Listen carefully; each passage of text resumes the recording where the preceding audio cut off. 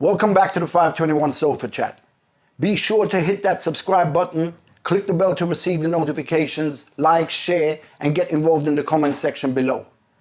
My guest today has experience in a few aspects of the music culture, working for clothing companies, magazines, managing tours and artists, judging at the world-renowned DMCs, DJing, production, and more. And is living proof that you don't always have to be in front of that camera to have a legacy to be proud of. I'd like to welcome to the 521 Sofa Chat, Jesse Deville. Thank you, Blade. You're welcome, bro. Thanks for coming in.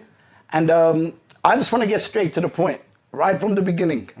Okay? Since I was a child, I've had a problem with a certain character.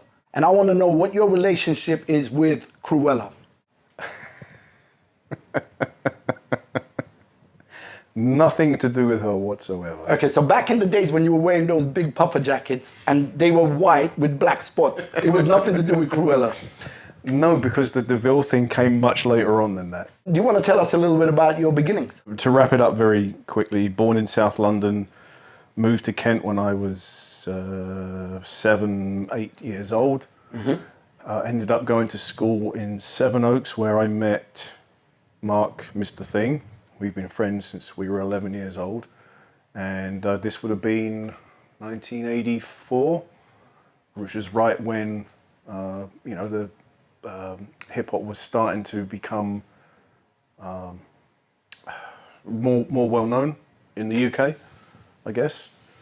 My introduction to it was actually through the electro albums that Morgan Khan used to do. So that was how I really got into it. And then Mark, obviously, since day one, was a huge fan. So me and him would always talk, and as you do when you're a teenager, you when you're a teenager, you're always like swapping. Oh, hey, have you heard this? Oh, hey, have you heard that? Oh, this just came out. Oh, I recorded the radio last night on tape here. Listen to it. Things like that.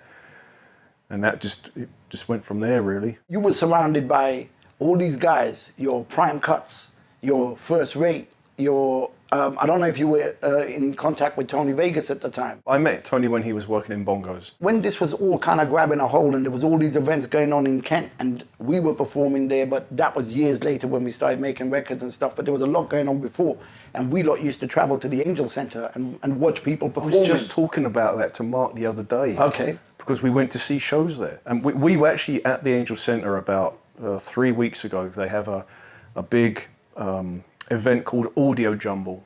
I think it's once or twice a year, and it's people with vintage and antique audio equipment, records, everything. And Mark told me about it, and so I met him over there, and we went and had a great time. But while we were there, we were talking about all the shows we used to see at the Angel Center, which it still today blows my mind that I saw BDP because KRS-One was still BDP back then. Jungle Brothers, Ice-T, and there were some obviously UK acts that were supporting them. So like the Wee Papa Girl rappers were opening up. Hijack. Again, I don't remember who was opening for who, because again, it was a long time ago. It was obvious Hijack was opening for Ice-T. But like, it blows my mind that you go to this little tiny town in Kent, fairly insignificant, but yet it had this small period of time where all these major US acts were coming. When you were surrounded by these guys, your Mr. Things, your First Rates, your Prime Cuts, and all these guys, was it just a case of these guys are DJs, they're starting out, they're passionate, or could you see straight away something special was brewing? I think, well, at that point, myself included, we'd all been DJing for a period of time.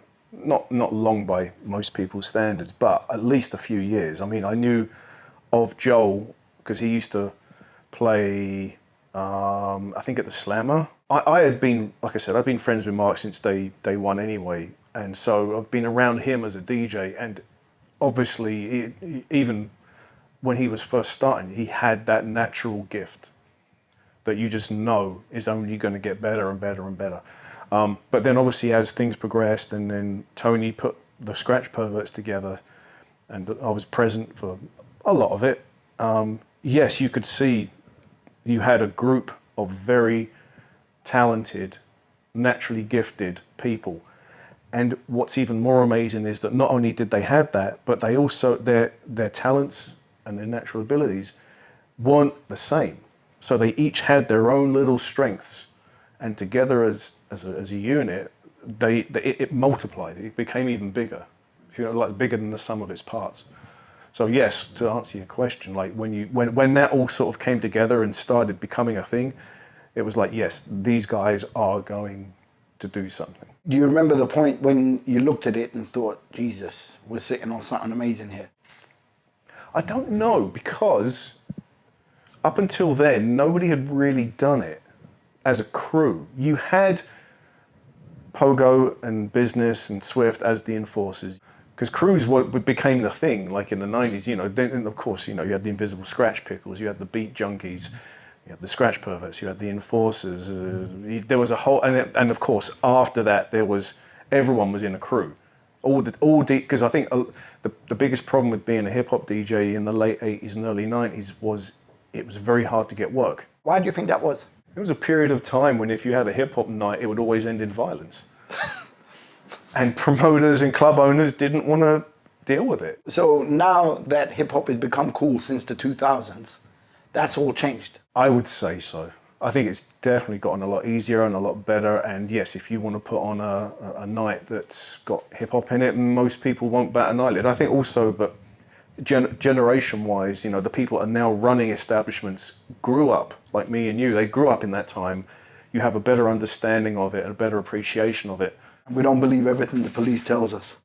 Yeah, you've got to remember, like, you know, this was the days when, like, one thing might kick off at an event and somebody would tell the newspaper and it would suddenly be a national problem, when it really wasn't. See, this is one thing that used to get on my nerves, because I wanted to go to a load of events and then there was cancellations or someone got shot outside or whatever, and some of it wasn't even true. Some of it was just stories fabricated by the papers or the police or whoever.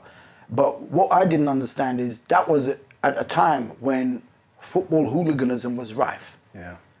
But it was okay for that. You know, hip-hop was a predominantly black culture. I mean, I know the culture here is different to how it is in the States at the time.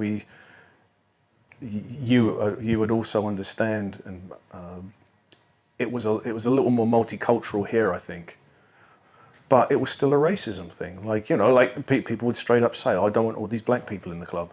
That's so stupid. But it was how it was at the time. It's sickening to think about what was going on, that, you know, people just didn't feel like they had the freedom to go into things and whatever. And it's almost like a China rule in certain things. Yeah. You know what I'm saying? That's true. You know, but anyway, things have progressed. Things are positive. Things are looking a lot brighter. It's a shame it didn't happen for our generation, and we had to fight a lot of things. Yeah, but you say that, but it's our generation that made the difference. Oh yeah, 100%. Because as we got older and we started to own businesses and we started to run things, we started to change we things. implemented the changes. Yeah. And so, you know, it's not perfect, it's not 100%, but it's better. Crooked Tongues. What did they do? What was your involvement? Crooked Tongues was a sneaker website. And this was 99, 2000. This was not long after the internet has sort of finally started to have a purpose. You know, eBay had started, you know, there were forums, and then the websites were starting to flourish of interest for people. But Crooked Tongues was a part of a bigger operation that also had another part called Spine Magazine. So Spine Magazine was like an internet magazine that was basically all the things that we were into. Sneakers, music, art, anything pop culture, let's say. And Crooked Tongues was an archive of sneakers with a lot of vintage, the emphasis on vintage, but there was also a smaller part of it that was a marketplace. And then that was a part of Spine Magazine as a whole. And Spine Magazine enabled us to then go out, write articles, do interviews, make videos, travel, you know, meet people and interview them, kind of thing. Were you going around and meeting all these people doing interviews, or were you just a guy in the background kind of putting things together, designing? I reconnected with a friend of mine from my old skateboarding days in Croydon. And we were like, oh, what are you up to? What are you up to? You know, I was working in the advertising industry at the time. That was my day job. And I was a designer, so I was working for ad agencies in London. And then he had just started Spine. He was running it. And I wasn't actually working at the time because I'd been freelancing for a couple of years. So I was in a period where I was off. And he's like, oh, do you want to work? I was like, yeah, of course I want to work. Like, but do you want to be involved in this? I was like, yeah, let's do it. So we met up, we had a chat, we went over it a bit more. And of course, it's like, well, he's like, do you want to have a job doing the things that you love and are into? I was like, oh, who doesn't? Who doesn't?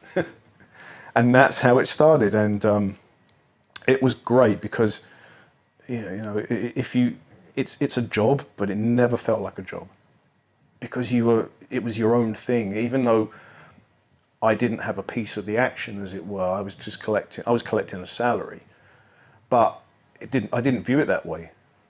I was a part of a team. I was a part of something really great. And we would time things like we had a trip to New York, so we called up everyone we knew to get as much stuff as done as we could. So on one particular trip, we went and met up with Futura, we met up with Stash, we met up with a bunch of rappers or producers, and we all did this whole thing in one trip. Come back, and you've got like 6 months worth of material. So basically, from a very early age, as little as 11, you've always been in the hip hop culture. Yeah, and but it's funny that you word it that way. Like in the hip hop culture, it's just been something I've grown up with. So you don't even see it as a culture; it's just life. No, it's definitely a culture, but it's more life than culture. It's just part of what I grew up with. Like, I think that it's funny because a few years ago, John Peel passed, right? Yeah.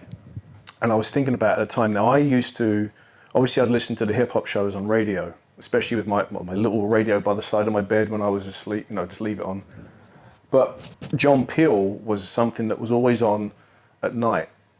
And I never really thought about it for many, many years. And then one time I realized I used to fall asleep listening to John Peel 4 or 5 nights a week. And he always used to play such a broad spectrum of music that I think maybe had an effect because it just enabled me to enjoy music no matter what it is. And I think about that often, like he had one of the best attitudes towards music. Basically, if it's a great song, it's a great song. It doesn't matter where it's from, who's singing it, what style it is, Obviously, rest in peace, John Peel. He gave a lot of people opportunities, myself included. As a DJ, people would always ask me, oh, what kind of, especially non-industry people, what kind of music you into? Everything. Music gets put into boxes. And to me, music has always been broad. When I was at school, and you would probably be able to appreciate this too, there were cliques. You'd have the rockers, you'd have the heavy metal kids, you'd have the hip hop kids, you'd have the goth kids, you'd have the indie kids, the kids that were into like the Smiths and stuff like that. And so you had all these groups, because not only was it music, it was fashion as well. And it was many years after I'd left school, and I was thinking about it one day, I was like, I would always bounce between these groups. Like I remember being in a classroom somewhere and a friend was listening to something. I'm like, oh, what are you listening to? Oh, I'm listening to The Damned. They got a new album out. It's called Phantasmagoria. It was like 1986, I think. And I was like, oh, let me have a listen. I was like, oh, I like this. I'd never heard, I didn't know The Damned were formerly a punk band because this was their goth phase. I'd never really listened to anything goth. But I just listened to it. I was like, oh, I like this. It's got something about it. I went out and bought the album. I like to think I had a fairly eclectic taste of music even as a teenager. I was very much into Iron Maiden. I would expect a DJ to kind of follow a formula and just be like, that's what I'm going to play. But to be able to flip it and play so many different things within the show, it doesn't necessarily have to be the hip hop show. It can be the Jesse Deville show. And that's what John Peel did. Yes. And all of that later became, with a little bit of change and a manipulation, later became what they called open format, which is something that happened when I was working in New York as a DJ. But this open format where suddenly it was anything goes as long as it suits the mood. So I think it's great that these things still exist. I think we're lucky. We've got the best of both worlds, because if you want to listen to something specific, you can. The last 6 months I was here before I moved, I was doing one of the graveyard shifts on Itch FM back oh, this was 2000, 2001. So this is when they were like in East London in the Tower Block. And I was loving the show. I really enjoyed doing it, even though the hours were a little odd. And I had people that would, knew I was on. They would text me, and I'd play stuff, and it was a lot of fun. So what you're saying may have happened if I'd have stayed. I may have stayed, in radio somehow. So forward 20 years, you could have been the next John Peel, really. Oh no way. You also were involved with a couple of other magazines like 8 Man and Blag, and what roles did you play there? There was a few magazines around that time. There was Sally and Sarah, the twins, who were doing Blag. Later on there was Dom, who did 8 Man magazine. But before that there was Breaking Point. Yeah. Which I think you probably remember that one. That was based out of Liverpool, I think. I was doing some stuff with them. I was just doing some like mild journalism, like just if something was going on in our area, say London South East, I'd call him up. Yeah, do you want me to cover this for you? Yeah, write something about it, kind of thing. But back then it was very much like it wasn't really money in it. You weren't being paid. It's the same now. Nothing's changed. But back then I didn't mind so much. My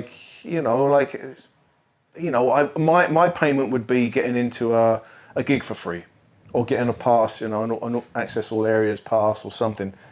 That's actually how I started with DMC, because I was writing for a magazine called Hey Tony, and I called up, the DMCs were coming up, and I called up DMC and I said, I'm writing for this magazine, can you give me a press pass? And they're like, oh, okay. And all props to Sally and Tony for what they did, Very much amazing. So, yeah. Tony had a vision, Tony Prince had a vision, and just ran with it and kept going with it. And I think Tony's greatest asset, even to this day, is his enthusiasm for music. He just is so enthusiastic about it. He's so genuine. He may not understand it fully, but he's genuine about his passion. He doesn't pretend, though, does he? Exactly. No, he didn't. Because at first, you're like you're a 16-year-old teenager. You've got all these fantastic DJs on the stage and these acts. Public Enemy did a thing there, and then you see Tony, you're like, what's that old guy doing? But it didn't matter, because the guy was so genuine about it. Like you said, he was so enthusiastic about just the energy, the people, the acts, the music, everything. And I give him a lot of respect for that. And I love what they've achieved with it, and they're still going. They are. So yeah. Daptone. Do you want to tell us a little bit about Daptone? Yeah, so what happened was I was living in Brooklyn. This was 2001, and that area of Brooklyn, which is Williamsburg, at the time had become the sort of like similar to what happened with Shoreditch and places like that. It was a very inexpensive, almost rundown neighborhood, but it's one subway stop from Manhattan. And so a lot of artists and musicians were living there. And that's actually how I ended up there, because my friend was a musician and I ended up moving to that area. But of course, what happens with anything like that, it then becomes fashionable. Prices start to go up. Gentrified. It's basic gentrification. And, art galleries move in, and then all the mum and pop stores move out. Rents go up. It's no longer affordable. And then it becomes a designer neighborhood. I'm trying to think what the record label they had before Daptone. Oh, I'm trying to remember the name of it now, because they had a few records out. Because it was the other guy, Philip Lehman, who was part of it as well. So it was Gabe Roth and Philip Lehman who were running the label, and they had quite a few records out under a different name. I can't remember the name of the label. But then they split up. So Gabe was doing his own thing, and that's when Daptone was born. I was living in an apartment, and I was friends with those guys because I was one of the few people around who was playing funk 45s and jazz 45s and that kind of stuff. So we would do gigs together. Like I'd come in as the warm-up DJ, play some stuff, and then the band would come on and play. And these are like little bars in Williamsburg and places like that. Nothing fancy, nothing big, but just fun local things.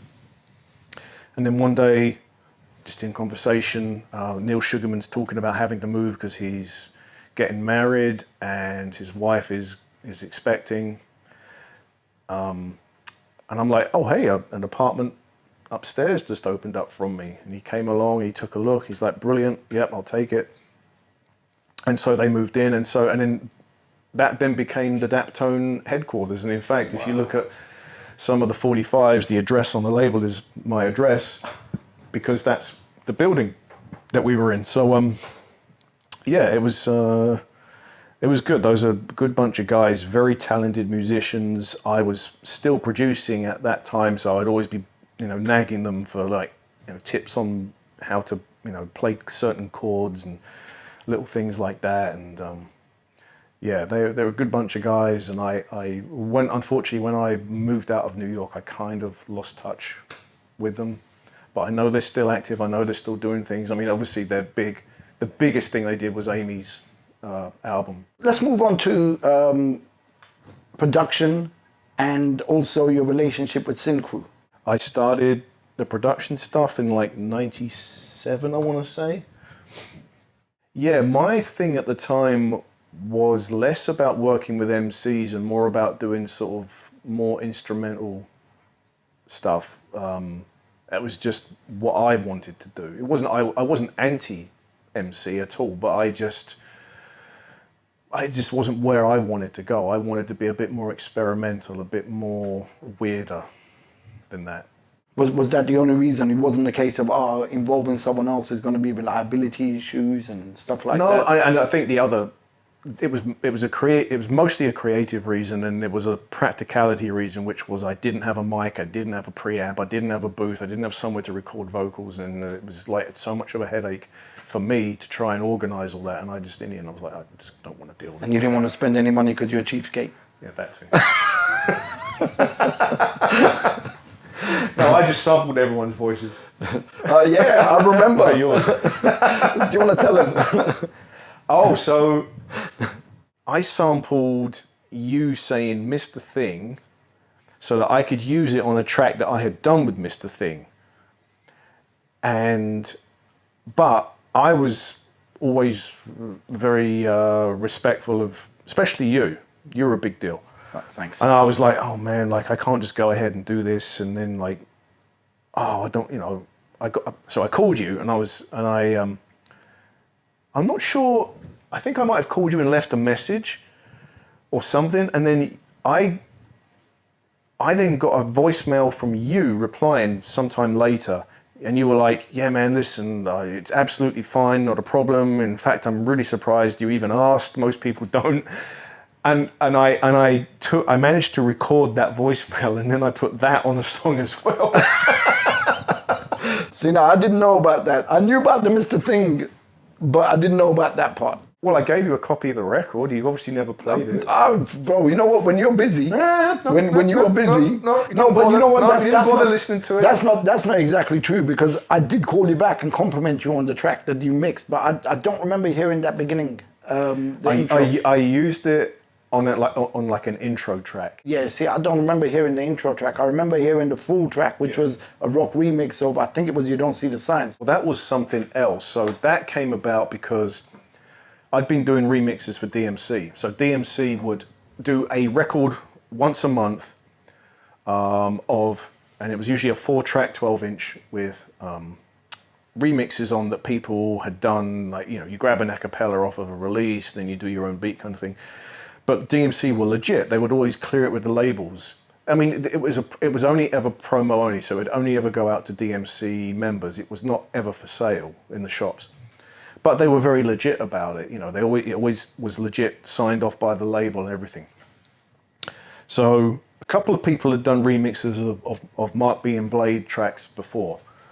And then you had another one come out, and I did a remix of it, and I decided to do a weird, I had sampled some guitars and some other stuff, and it ended up being like a hip hop track, but very rock heavy, because it had electric guitars and other stuff going off in it. But I think what happened was when I gave it to DMC obviously had to submit it to the label to make sure they approved. And it got sent to the label, And I don't know who the label was at that time. It might just have been you and Mark. I don't know. But then I remember you called me not too long after. You were like, listen, we love it, but we're not going to allow you to, or allow DMC to put it out, because you've now given us an idea to do like a rock version of that song, and we're going to get a band in and we're going to do it like, you know, big. I called you to tell you I like the track a lot, but any involvement with regards what goes out, that would have been the A&R guy at the label.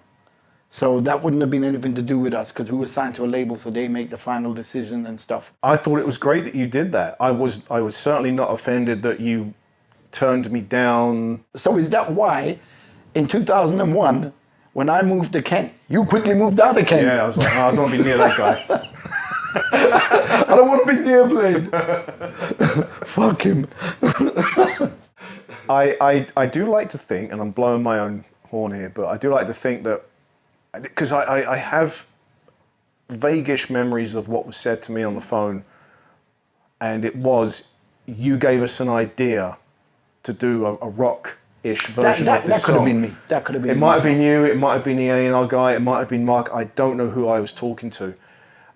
And I was like, listen, that's fine with me. Like, I always had the utmost respect and love for you, so I was like, oh, no, please, like, run with it. Is there anything else you want to say about the production? I mean, did you do anything that came out that people need to know about? Yeah, well, I did some records. And what was your production name as well? I was very much under the name of Bomb Jack at that point. I did not become Jesse Deville until much later, like 2004. So I was Bomb Jack as a DJ and as a producer. Okay. And I had met in Honest John's in Portobello Road a guy called Dom. Anyway, long story short, he had started up the magazine and the label Ape Man. So we ran into each other because we had mutual friends who were just chatting, and I told him what I was doing, and he's like, oh, do you have a label? I was like, no, I'm just sort of producing just for shits and giggles, doing my own thing. He's like, I've got this label. Do you want to maybe do something for it? And I was like, yeah, sure. And we talked about some other things because like I said, I was still working in graphic design. I ended up doing all the labels for his releases as well. And that's when we went to Goya Music Distribution in Ladbroke Grove, who had the P&D deal for him. And I met the guys that ran it and saw that it was very much a legit operation. He wasn't, BSing. So I was like, okay, this guy's actually, he's good with his word. So I gave him some tracks and we did something. That was when I did the first lesson track that I did, which, got a good reception in the small little world that record occupied. It was very well received and it was good, yeah. And so that was always a good thing. I did a few more things and then I ended up doing my own P&D deal with Goya, and so I released a few things, and they did okay for what they were. I mean, we only pressed maybe 800 copies of something. It was very, very small, insignificant numbers. I think a lot of the artists back then were just happy putting stuff out. That was exactly my point. I was like, oh mate, I remember the first time I got one, I was like, oh my God, I've got a record that I made. You also got involved with tour managing. So that came about. Do you want to first talk about your connection with Sin Crew before we get on to the tour managing? The Sin Crew was run by Kilo. I'd known Kilo for a few years at this point. We had lots of mutual friends. Scratch, the nightclub in London. Matt and Rob. They did amazing. Yeah. Wow. First started at the Crossbar, then when it got bigger, it went to the Scala. And of course, the b-boying aspect was a huge part of that night. There were crews coming from all over the country to come and dance. DJs were great, the live MCs were great. I mean, thinking back on it now, that was a fantastic period of time when Scratch was running. It was always the event you had to be at once a month. And at that point, I just want to stop and say, Matt, Rob, I need to get you in here because you put on an event that we performed at, and that night was probably the reason my life changed. So, I just want to thank you, and I want to get you in here to discuss what you did, because what you did didn't just change my life. I think it helped a lot of other people too. Well, to build on what you just said, one of the great things about what Matt and Rob were doing, I mean, yes, they had any visiting American act would usually play there, which was great. But they were very supportive of the UK scene. UK DJs, UK MCs, the B-boys, the performers, they were always they really tried to get a good balance. And that all came from passion and just the love for what they did. I was good friends with Kilo, had been for a few years, and then one day he turned around and said, we're putting a crew together. Now he already had the B-boy crew, who were the Sin Stars, but he's like, no, we're going to do Sin Crew, but it's not going to be just graffiti riders. We're going to try and do more of a whole entertainment, because he had this vision of having like an entertainment package so that he could then sell the package to promoters or clubs or wherever it was. And that's exactly what we did. And for a while, it was pretty good. You know, like we would do an event and it would be me and I think maybe Prone. There might have been a couple of other DJs involved. I don't remember, but I remember Prone being the other prominent DJ. And then there'd be the Sin Stars, the crew. And I mean, Kilo being Kilo, he had the baby Sin Stars, you know, the kids. Yeah, so I was doing events and stuff with them, and it was a good period of time. It was only maybe 18 months or 2 years of my life that we did that, because obviously I moved on to some other things. But yes, very much a great thing to be part of. Can you tell us a little bit about your tour managing? A lot of the late 90s only exists to me in photographs. Okay. I cannot remember chunks of it. Okay. Too much drinking, too much drugs? Who the hell knows? Yeah. None of the above, all of the above. But that basically came about because as the Scratch Perverts grew, the managing aspect of it came about because I'd gone to some gigs with First Rate and Mr. Thing. And after a few gigs, it became apparent that as great as they were at DJing, they weren't so great at the business side of it. Typical. Promoters not wanted to pay them less, give them a hard time, whatever it was. And there was perhaps one occasion when I sort of took over and made sure they got paid. And it might have been, it might have been both of them, it might have been one of them, but the suggestion came about, why don't you do this for us all the time? And I thought about it. I was like, okay, well, you know, this is what I want. Are you okay with that? Yep, we're okay with it. And that's basically what I did. I took over the business aspect of it for them so that they didn't have to worry about it. All they had to worry about was, you know, I'd tell them where we're going, what we're doing, what the gig is. You've got to be ready here. And then we'd drive or get the plane or the train, get there, go to the gig. They could just concentrate on, you know, being a DJ. And then all the other aspects of it I would handle. And it was great. It worked out for a while. Now, I never did that for Tony and Joel, apart from the odd special gig once in a while where, you know, if we had a thing come in and they wanted all the Scratch Perverts, then I would handle that. But generally, Tony and Joel would pretty much do their own thing. So after doing this for a while, of course, it became knowledge that now I was a manager, even though I didn't really sort of set out to be a manager. In my mind, I was just helping out my friends, making sure they didn't get, you know, taken advantage of. And Matt and Rob from Scratch approached me and said, oh, Cash Money is going to come over to play at Scratch, but he's also going to be doing a UK tour, you know, Edinburgh, Liverpool, Bristol, Glastonbury, you know, a few key places like Leeds, a few, you know, Cambridge, a few things around the country. And it was basically like maybe 2 weeks of touring. But yeah, so they just called up and were like, do you want to do it? You just got to tour manage and we'll get you a little, what was it, like a minivan kind of thing. It's all paid for, your expenses will be paid for, your hotel will be paid for, plus you'll get paid. I was like, hell yeah. Go and like drive around the country for 2 weeks, doing tours, driving Cash Money around. Bearing in mind that I had seen Cash Money win the DMCs in 1988 at the Albert Hall. So I met him at the airport and I thought, no, I've got to take care of this right now. So we get in the car after our initial meet and greet. I said, look, I just got to say, I saw you win the DMCs in 88. I've had your records. I'm a big fan. I just want to sort of get that out of the way. He's like, oh, no, thank you. It's awesome. Turns out he's the nicest, humblest, most down-to-earth guy ever. And we just like hit it off right away, just became great friends. And then like through a series of conversations, you know, he's like, oh, are there any good record stores around? I was like, wait, you buy like old records, that kind of thing? Because I didn't know that side of him. Yeah.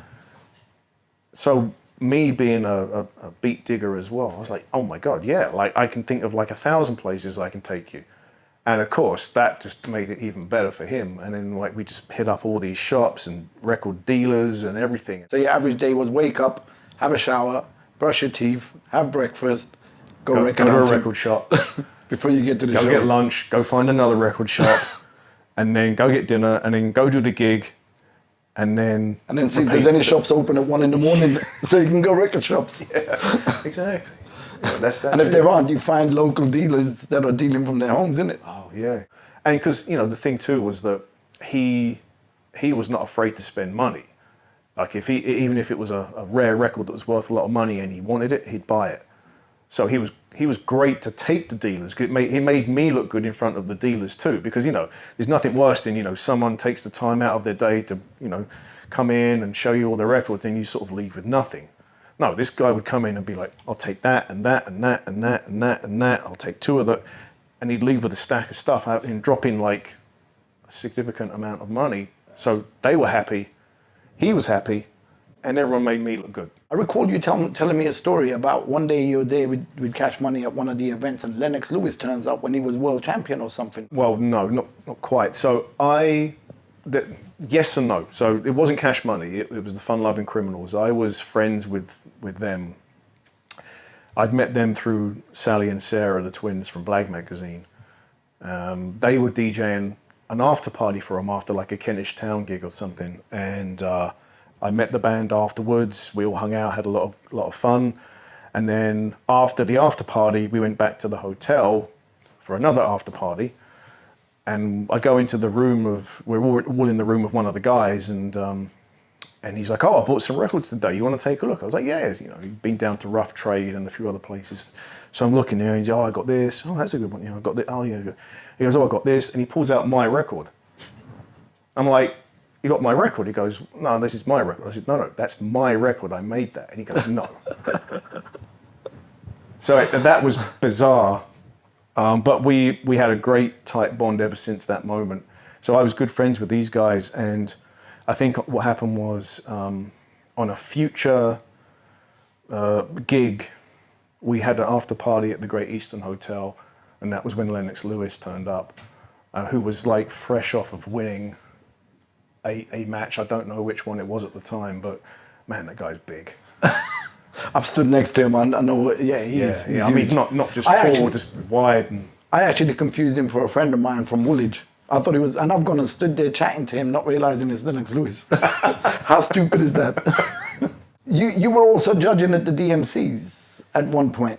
Mostly to do with scratch, probably. Sally from DMC, who was running the competition as such. She was like the person who actually sort of put everything together, logistical person, let's say. She just asked me straight up one day. She's like, "Oh, we've got the DMCs coming up. Are you? How would you feel about judging?" I think it was either the London finals or it was the UK finals. I don't remember which one it was, because they would do regions, and then out of the winners from the regions would then come to the UK finals, and then the UK final winner would then go to the Worlds. So this was either the regional one, the Southeast / London, or it was the UK. I don't remember. But I was like, yeah, of course, I'd love to. You know, I know what to look for. So I did it, and I judged that one. And then, sure enough, like the Worlds came up a few months later, and they called me up and they're like, "Do you want to come judge at the Worlds?" I was like, "Me? You sure?" I felt a little out of my depth doing the Worlds, but let me play devil's advocate for a second, and say, why you? Because there was so many other DJs that were bigger names at the time, and that's what I thought at the time too. Why me? I mean, like you said, there were plenty of other DJs in my eyes who were more qualified, but And I don't mean that disrespectfully, No. but I'm saying I can I imagine take it the that way way. the scene was, there were people probably questioning, like, I'm not, when I say people, I'm talking about other DJs. Probably going, why him? Why him? Why? Because that was the mentality. You know, why him? Why not me? I'm a DJ. I've been around for years. I've done this, I've done that. I don't know. That's not a question I can answer. There's only one person who can answer that, and I think that's probably Sally herself. Obviously, they knew that I knew what to look for. I knew what you need to have as a DMC winner, as a DJ. As to why particularly me over someone else, I don't know. Perhaps someone else was going to do it and they couldn't do it, and she called me. I don't know. From a very early age, from a very early time in hip hop, you were around some of the best DJs that went on to be world champions. Do you know what I'm saying? So you had the knowledge, but it's just you didn't have as big a name as some of the other people that were there at the time.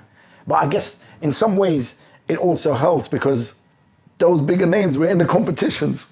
Well, that's actually a fair assessment. There were a few people who were qualified, but they couldn't because they were a part of it.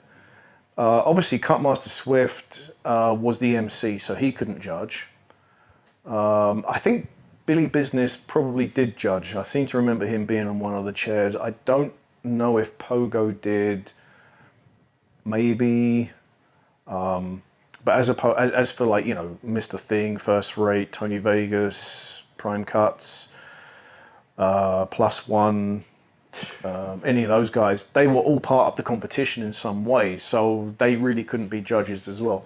The level of DJs back then was ridiculous. Yeah. Oh my God. This is what they were good at. Can we just quickly switch over to just talking about your little experience in New York, because you obviously explained where you were living. Yeah. But you used to also conduct some of your interviews from your flat that you were living. And you had a funny situation turn up, innit? After I'd moved to New York, the first year I was there, I was still kind of doing things with Spine magazine, you know, just via communication via the internet now.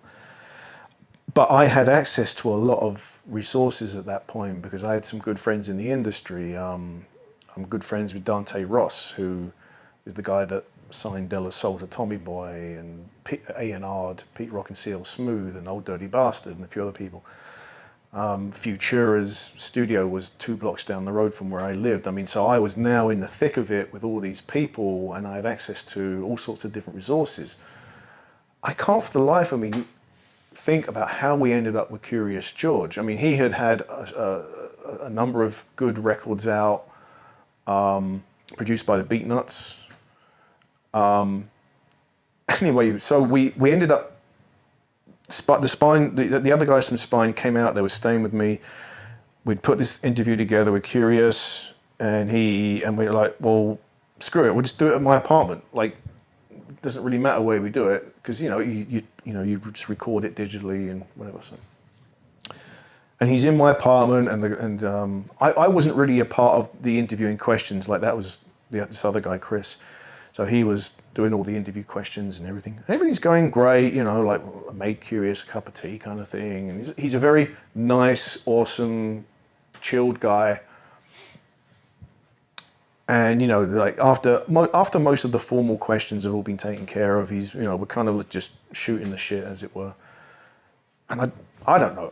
Maybe that day was cleaning day, and I had my vacuum cleaner out in one corner of the room, not thinking anything of it. And the next thing I know, he's gone over there and he's picked up the vacuum cleaner and he's plugged it into the wall and he started vacuuming my floor. And me and Chris looking at each other like what the fuck? Imagine if Chuck D did that. Yeah. We're like, some weird. And he's like, oh no, he's like, you guys are really nice and everything, and like, you know, like it looked like the floor needed vacuuming. And I'm just like, and Chris took a picture of it somewhere hidden on the internet. There's a picture of Curious George vacuuming my lounge. You were also DJing at some high-level events or premises, clubs in New York, and you met some very high-level people. I mean, I'm talking, when I say met, I'm not talking about you shook hands with. I'm talking about you sat there and smoked joints with them and had drinks with them. Me? Smoking joints? Do you want to tell us a little bit about that? No. Well, that killed that one dead. No, I'll glaze over at some other point. But no, what happened was when I moved to New York, the DJ for the Fun Loving Criminals, a very good friend of mine to this day called Matteo, knew I was moving over. And he basically said, listen, when you get here, just call me and I'll help you out. I was like, okay, great, yeah, thank you. It's always good to have contacts, especially when you're moving to somewhere new. So I had actually taken a job at DMC's New York offices, literally answering the phones. It was awful. Not DMC wasn't awful, just the job was awful. Yeah. But then Matteo, we connect, and he's like, hey, are you DJing? I was like, well, I've done a couple of small things around Brooklyn with the Daptone guys. I said, but, $100 a night kind of thing, He's like, oh, you want to get a job making $400 a night? I was like, yeah.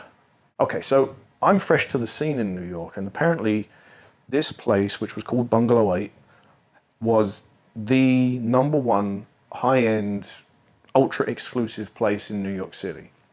Now, I didn't know that, and I didn't know anyone there, so none of that really meant much to me. However, being a professional, being respectful of everyone there, I treated it as what it was. So I did understand it was important. And I just went in and I DJ'd my first night. I was playing vinyl because this was pre-Serato days.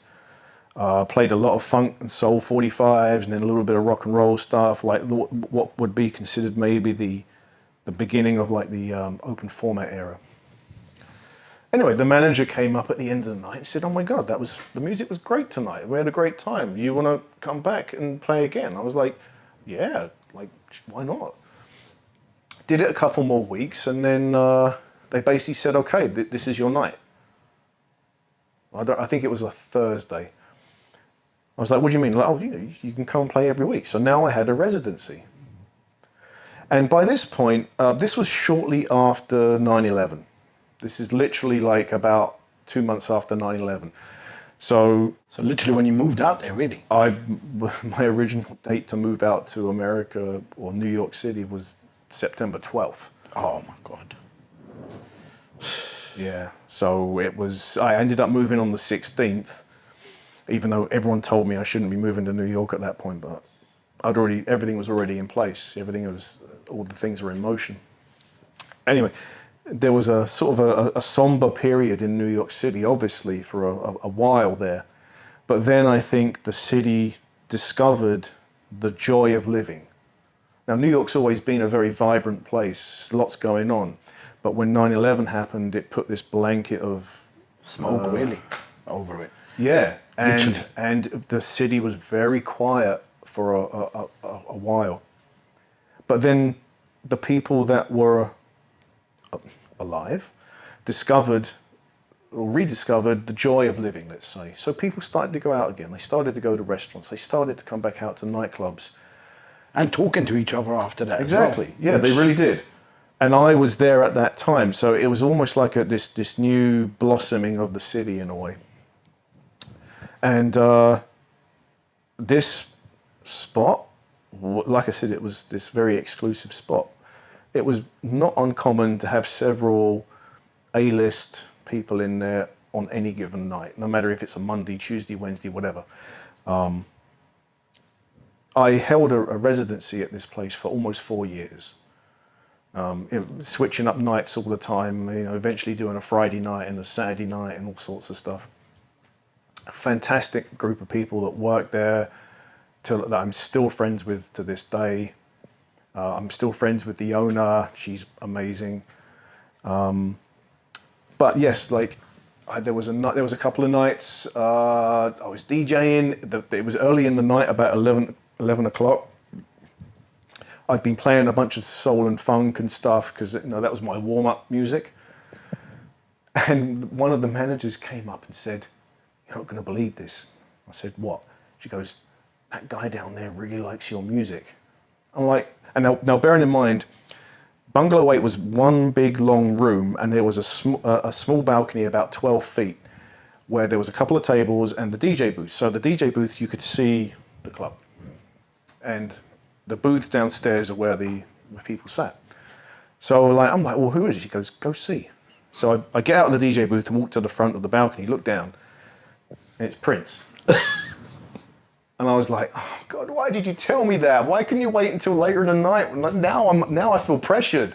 Now I've got Prince listening to me play. What? And I'm gonna double guess myself on everything I play now. Did you bring a Prince record in? Thankfully, I knew better than to play the music of the artist that was there. That's a cardinal sin. You never do that unless it's a new release and they want it to be heard. But you never go there, because guarantee you, they've heard that song 10,000 times before. They do not want to hear it again. So did you get to talk to him?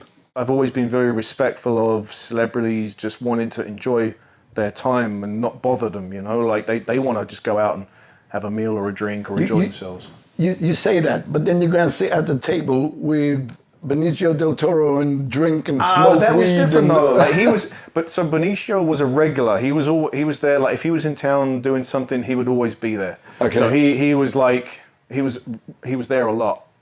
So then there was also Bruce Willis. Bruce Willis is a huge R&B fan, so he had a good time because I was playing a lot of that stuff. And then Colin Farrell, he was actually sitting on the table right next to the DJ booth with the doorman from our place, and this was this was late in the night. So this was like after we had technically closed. So usually you just slap a mix CD on and everyone's just hanging out and BSing.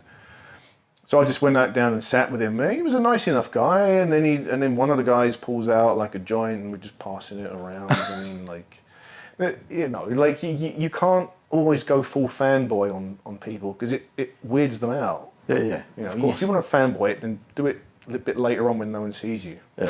Yeah. That's mad though. Then I moved to Miami, and then I was doing all that stuff out there as well.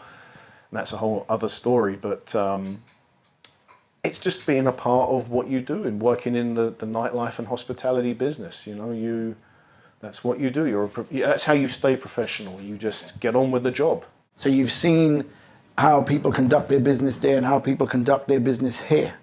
How does that differ? And why do you think there's so much success in New York, but that success is hard to come by in the UK on that same level? I think Americans as a culture, as a general culture, and this applies to pretty much the whole country, the attitude that they're instilled with from birth is can do.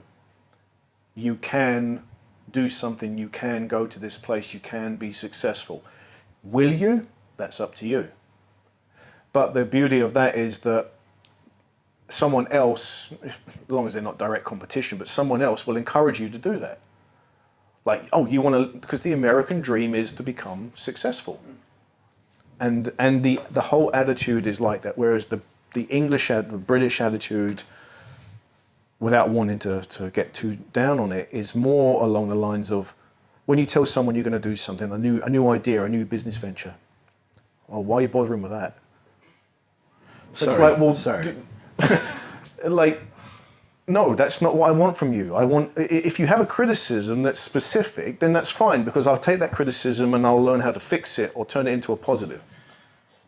But don't just be like, oh, why are you bothering with that? That's a waste of time. But you know what I find entertaining with that as well is like a lot of people that are giving you those kind of comments are people who haven't done anything anyway. Of all the successful people that I've met, and successful by their own hard work, it's been because they haven't let the criticism stop them.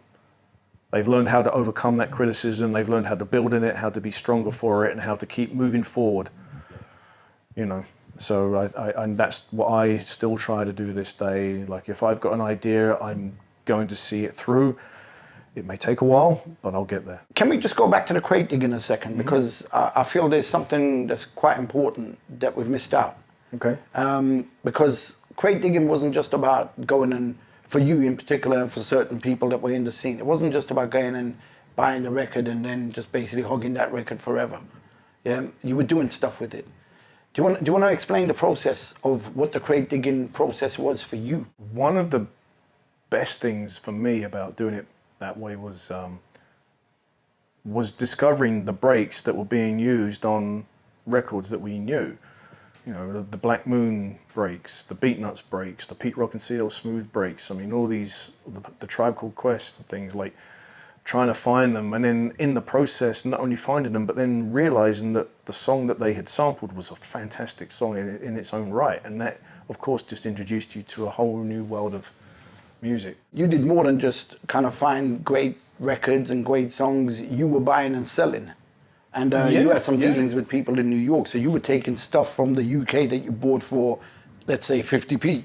And you were selling it for $200 in New York. In the process of going to all the UK stores, charity shops, record stores, wherever, junk shops, whatever, you know, you'd find all these obscure English and European things.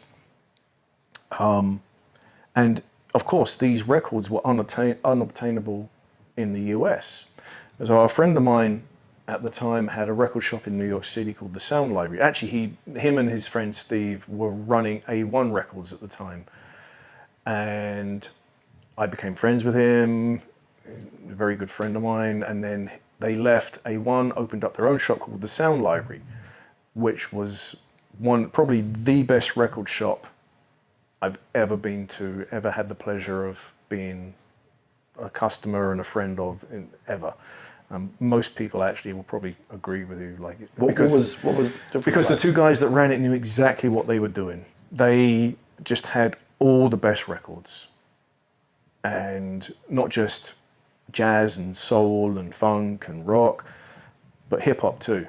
All the hard to find stuff you couldn't get anymore, and they had a great policy for buying and selling there, for trading. And you could take a record in, they would assess the quality of it, you know, the condition, and say, okay, we're going to sell this record for 20, which means we'll give you 10 cash, or we'll give you 15 in a trade. You always got more for trade because there's no like cash being handed around.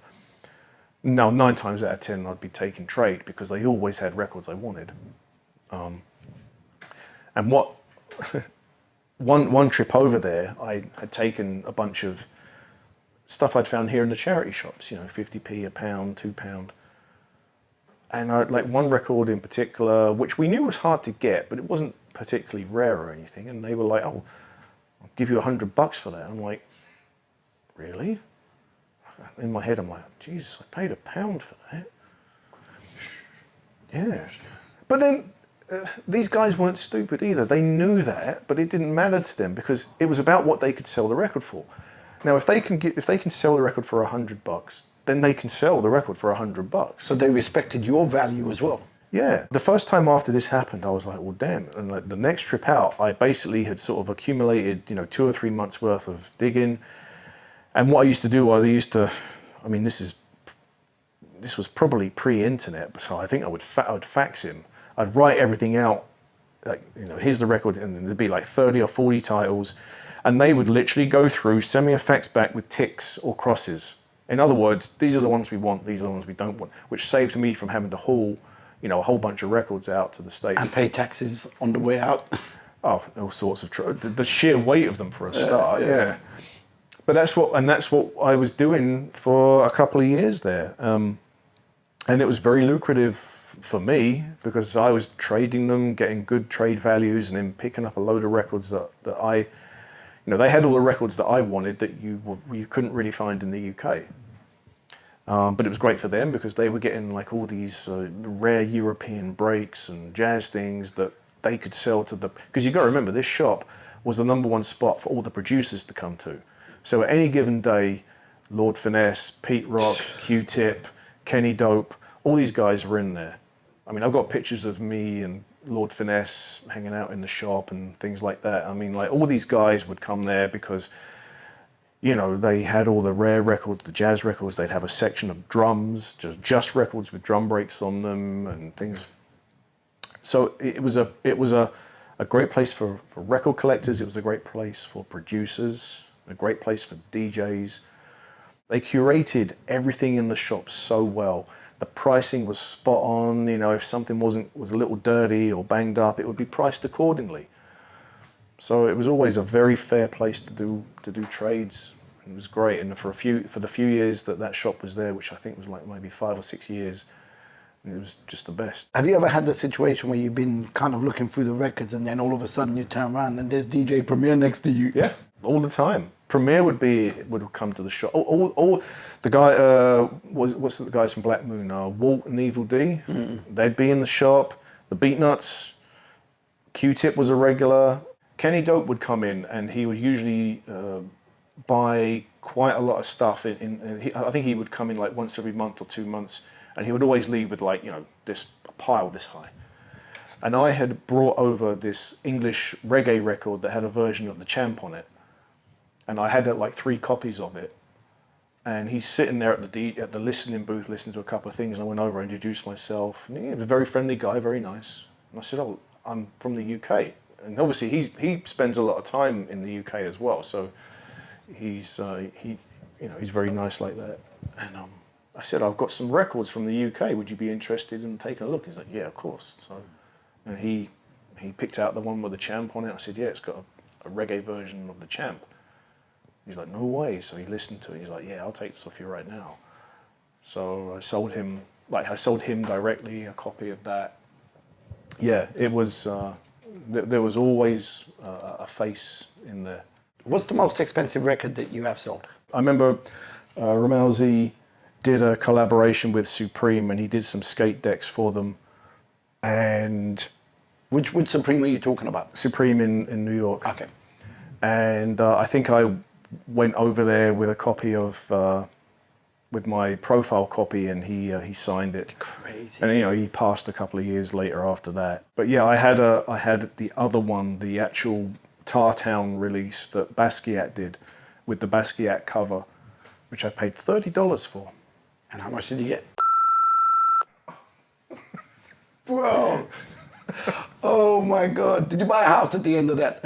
It paid for me to relocate back to the UK. Okay, so it wasn't far off then.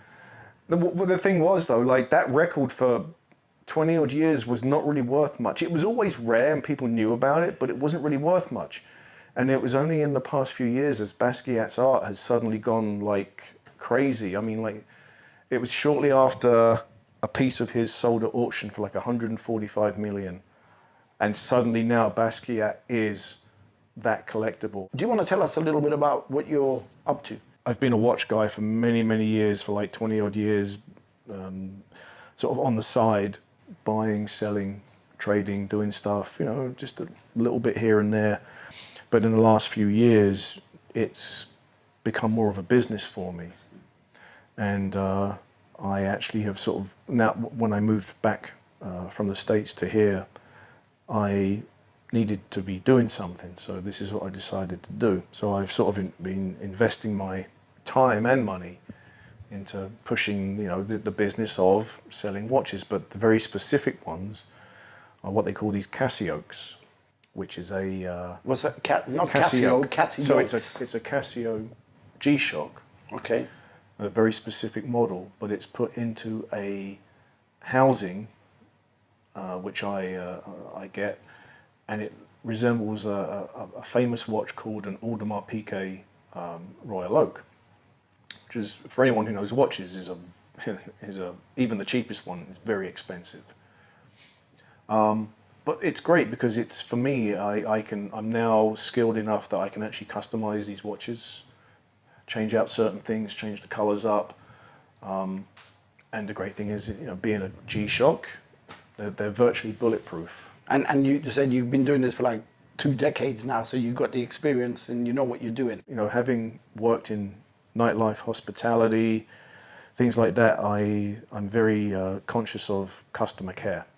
Taking care of everyone, making the transaction as seamless as possible, as easy as possible. But the point I'm making is that you picked up a lot of knowledge there that you are now incorporating in what you do in your own business. Yeah, I mean, I had a clothing company out in the States for almost 7 years. That taught me a lot about manufacturing. It taught me about retail. It taught me about business to business. It taught me aspects of the right way to do business, the wrong way to do business. So I like to take every experience you have, you can learn something from, even if it's been a bad experience. There's always something to be learned. You just have to be able to be objective enough to see that. So that's what I try to do. And it's been pretty successful so far. It's still building, very much so.